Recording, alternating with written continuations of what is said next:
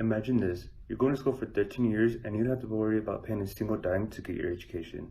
Then you decide you want to continue receiving your education, but there's a catch. You have to pay around $20,000 to get into a public university and around $47,000 for a private university. Roy Romer, former governor of Colorado, once said, "The need for a college education is even more important now than it was before, but I think that the increased costs are a very severe obstacle to access. It is an American dream, and I think that one of our challenges is to find a way to make that available." Money doesn't grow on trees. Proverb. College students struggle with the expenses of college. Money is hard to come by. Students sacrifice their finances to get their degree and pursue a career.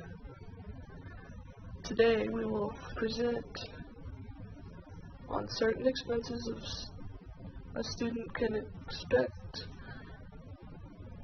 how cost can be lowered, and finally the benefit of lowering overall cost for students. First, I'm going to tell you about how expensive college really is for many students. According to Arson Darnay in Community and Education, college tuition and fees in a private school went up 86% within 1 year, while community colleges followed just behind at 85% within that same year. So while the cost goes up for college tuition, the demand for a college education is going up as well. In a study also done by Arson Darnay, he found that tuition was not even half of all of the expenses that college students have to pay. He factored in other expenses such as books, food, housing, traveling, and many other expenses that students have to deal with. I want to suggest a few options of how the cost could be lowered for college students. First, explore all your aid options. You can apply for scholarships, start looking early and apply every year you are in school. Second, graduate on time. Decide what you want to do with your life and what you want to major in before you go to school. Third, don't buy new textbooks. You can buy used or check to see if you can rent textbooks at your school. Then sell your books back online to the bookstore or to someone else. And also, there are also textbooks online available. The benefits of lowering college tuition are endless. According to the U.S. Congress Joint Economic Committee 2018, 44 million Americans owed over $1.5 trillion in student debt.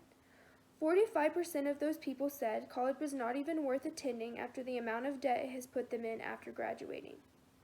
Not only is that an absurd amount of money, but society would be benefiting overall just because more people would be able to attend college without the stress of money. Not only does the school realize that they would be making more money if more people got to attend than just choosing to make the prices higher.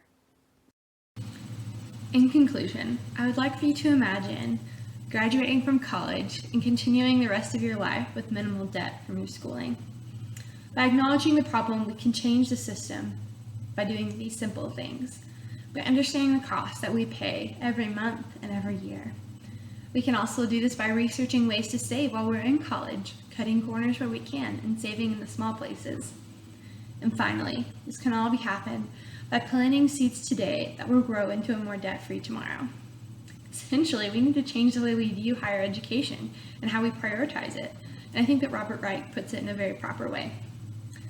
He states, "A decent society wouldn't push millions of students into debt.